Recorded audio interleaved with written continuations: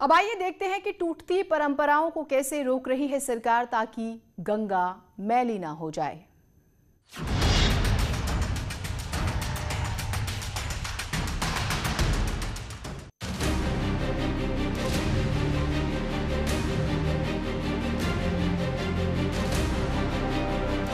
गंगा घाट के किनारे बसे हुए लोगों को सूचित किया जा रहा है कि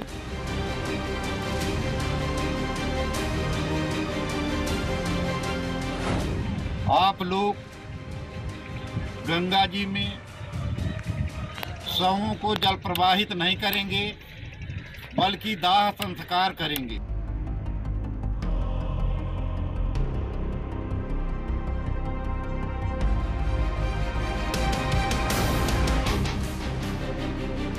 दाह संस्कार के अलावा कोई भी जल प्रवाहित नहीं करेगा।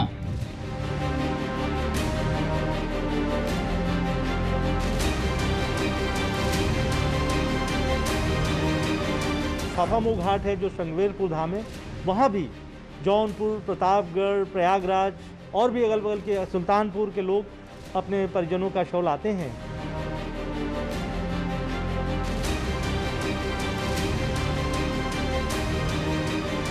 नदियों के प्रदूषण को रोकने के लिए उनके पेटे में जहाँ पानी आता है वहाँ पर इस तरह के संस्कार को वर्जित किया गया है। हमारी एसडीआरएफ की टीम और जल पुलिस की टीम है, जो महत्वपूर्ण घाट है उसके किनारे किनारे वो पेट्रोलिंग उनकी लगी है।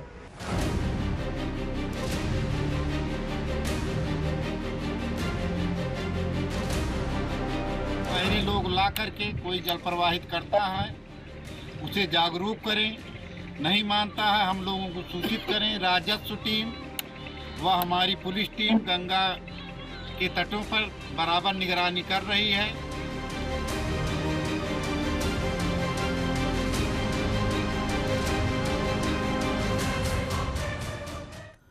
यूपी सरकार गंगा में और किनारों पर शवों को फेंक रहे लोगों से अपील कर रही है कि ऐसा मत कीजिए। बलिया से लेकर बुलंदशहर तक नदियों के किनारे पुलिस, पीएसी और राजस्व विभाग की टीम तैनात कर दी गई है। आज हम आपको दिखाएंगे कि पुलिस कैसे लोगों की मदद कर रही है और गरीब परिवारों के लिए सरकार ने क्या-क्या व्यवस्थाएं की हुई हैं।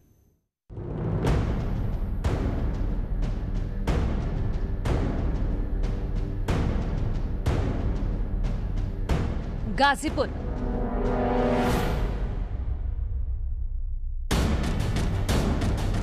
प्रयागराज,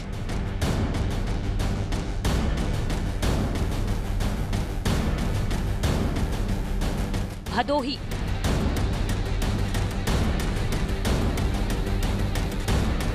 कानपुर, बुलंदशहर और हमीरपुर।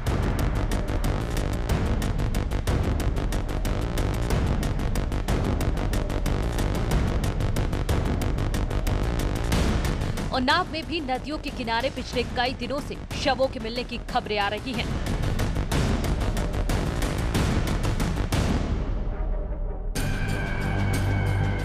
बड़ी संख्या में जब रेत में दफन शव मिलने लगे तो सरकार सतर्क हो गई और पुलिस को नदियों के किनारे निगरानी करने को कहा। गंगा किनारे बसे यूपी के शहरों से इस तरह की तस्वीरें ज्यादा आ रही थी। लोग शव को या तो रेत के अंदर दफन कर दे रहे थे या फिर खुले में ही फेंक कर चले जाते थे। इससे न सिर्फ वातावरण दूषित होता था बल्कि जानवर शवों को नुकसान करते थे। ऐसे में सरकार ने अंतिम संस्कार कराने का फैसला लिया और नदियों के किनारे टीमें तैनात कर दी।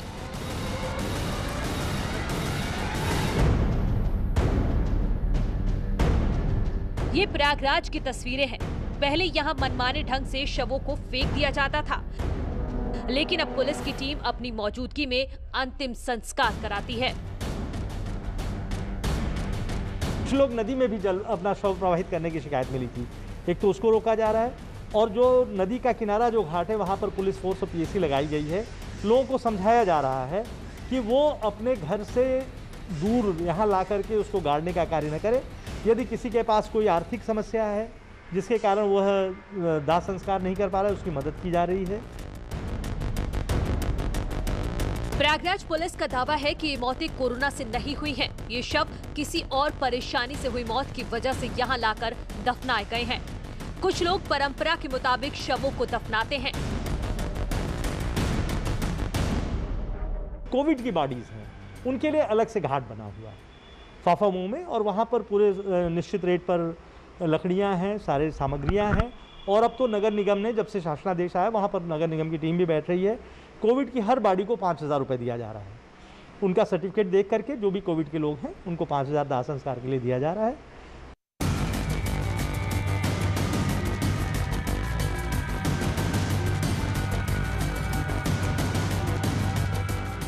उन्नाव प्रशासन भी नदियों के किनारे मुस्तैद है।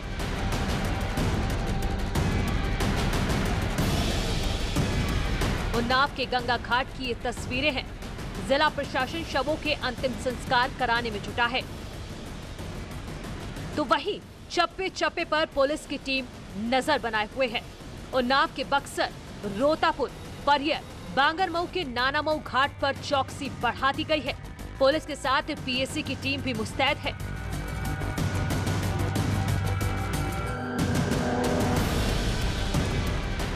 प्रशासन ने शवों को जलाने के लिए लकड़ियों की व्यवस्था कर दी है।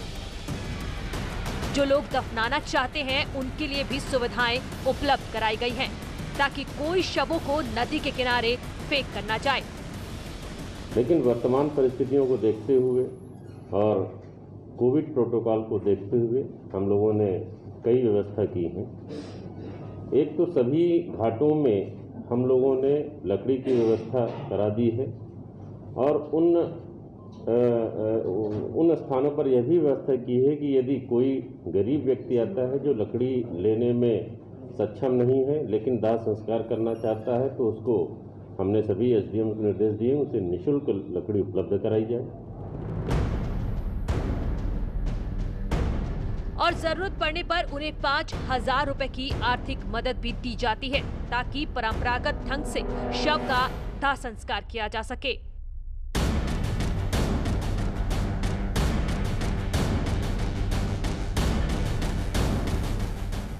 बुलंदशहर में पीएसी ने डेरा डाल दिया है।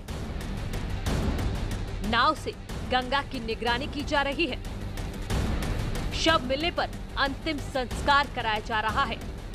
इसको दृष्टिगत रखते हुए हमारे यहाँ फ्लड कंपनी की डेड सेक्शन पीएसी अपने उपकरणों के जनपद में तैनात है, और उसे नियोजित किया गया है कि नरसेना से लेकर रामघाट तक भ्रमणशील रहते हुए नदी में वो देखें कि अगर कहीं कोई शव दिखाई पड़ता है तो उसको बाहर निकालना, और जो प्रक्रिया है उसके अनुसार उसके अंतिम संस्कार की व्यवस्था करने के लिए इनको नियोजित किया गया है। गाजीपुर में 11 मई से पुलिस की टीम नाव से गश्त कर रही है। पुलिस वाले लोगों को समझा रहे हैं और लापरवाही करने वालों की सूचना देने की अपील कर रहे हैं। ध्यान रखें, यदि बाहरी लोग ला करके कोई जल प्रवाहित करता है उसे जागरूक करें। भदोही की गंगा में भी पानी में शव तैरते देखे गए। रामपुर गंगा घाट पर शव मिलने से हड़कंप मच गया था। दोनों शव शत विशत थे। दोनों शवों की पहचान नहीं हो पाई। ऐसे शवों के दाह संस्कार के लिए सरकार ने आदेश दिए हैं।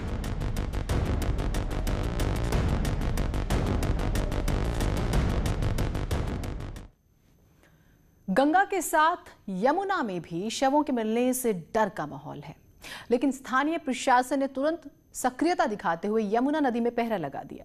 नाव से पेट्रोलिंग तक शुरू कर दी गई।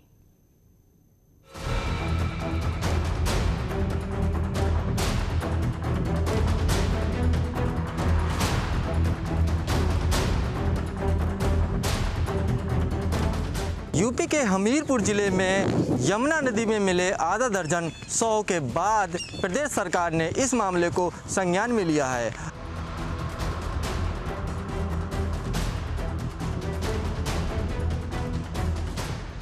और उसी का असर आप तस्वीरों में देख सकते हैं। यमुना के पाट में पुलिस की टीम गश्त लगा रही है।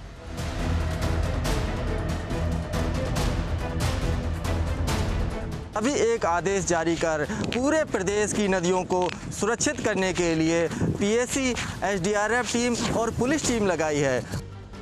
ये टीमें दिन रात नदी और किनारों की जांच करती रहती हैं। अगर कोई शव मिलता है तो उसका परंपरागत तरीके से दाह संस्कार कराती हैं और लोगों को जागरूक भी करती हैं। अंतिम संस्कार के लिए सरकार ने प्रति शव 5,000 रुपया नगर पालिका को भी मुहैया करा दिया है, जिसके लिए नगर पालिका भी टीम उनके साथ सहयोग कर रही है। यमुना पर बने पुलों पर सीसीटीवी कैमरे लगाए गए हैं। सीसीटीवी की मदद से शव लेकर आने वालों की गतिविधियों पर नजर रखी जा रही है कि कोई भी बिना दाह संस्कार किए कोई भी ऐसा प्रवाहित ना करे। और इसी तरह हम पुल पर सीसीटीवी कैमरे भी लगा रहे हैं कि कोई बाहरी जनपद की गाड़ी आके इस तरह से कोई फेंक ना जाए। और इसके अलावा शासन से SDRF की टीम लगी हुई है जो कि स्टीमर से गश्त कर रही है, तो वही हम लोग भी देखने आए थे कि किस तरह से उनका काम चल रहा है। ये हम लोग देख रहे हैं, हम लोग भी देख रहे हैं कि हमारे कर्मचारी काम कर रहे हैं कि नहीं, SDRF किस तरह काम कर रही है, हम लोग देख रहे हैं सभी घूम के। यूपी सरकार के निर्देश का असर दिख रहा है। हर जगह मुस्तैदी नजर आ रही है। सरकार की ओर से 5,000 रुपए की मदद मिलने से गरीब लोग भी अब अंतिम संस्कार कर रहे हैं। शमशान घाटों पर लकड़ियों की भी व्यवस्था कर दी गई है। दूसरी बात बता देना चाहता हूं कि लगातार ये SDRF की टीम लोगों को जागरूक भी कर रही है कि नदियों में जल प्रवाह शव को न किया जाए। उमाशंकर मिश्रा, न्यूज़ 18 के लिए हमीरपुर।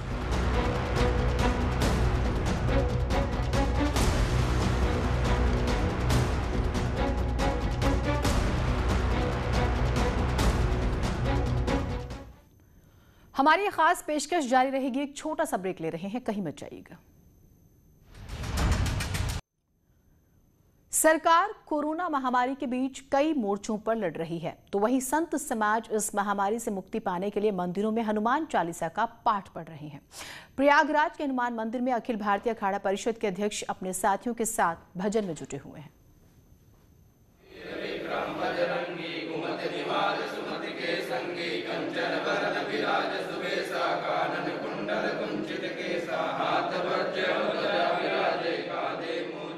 ये तस्वीरें प्रयागराज के श्री मठ बागंबरी गद्दी की हैं।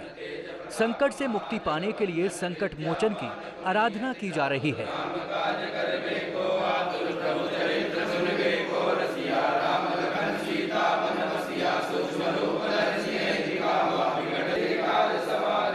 जब कोई भी संकट पड़ता है, चाहे वह घर में, चाहे परिवार में, चाहे देश में, तो हनुमान जी उस संकट को समाप्त करते हैं।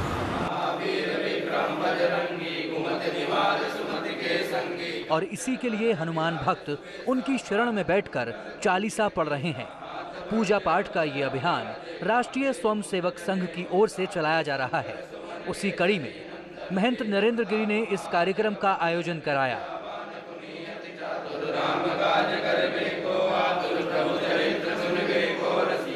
सभी लोग हनुमान चालीसा का पाठ जितना अधिक हो सके करिए, जिससे उत्तर प्रदेश ही नहीं पूरे भारतवर्ष में जो कोरोना की महाबीमारी है वह दूर हो, ऐसी हम लोग हनुमान से प्रार्थना कर रहे हैं। यूपी सरकार जहां अस्पताल और दवाओं की व्यवस्था कर रही है, वहीं संत समाज दुआओं से इस महामारी से मुक्ति पाने की कोशिश में है। प्रयागराज से न्यूज़ 18 के लिए सर्वेश दुबे की रिपोर्ट।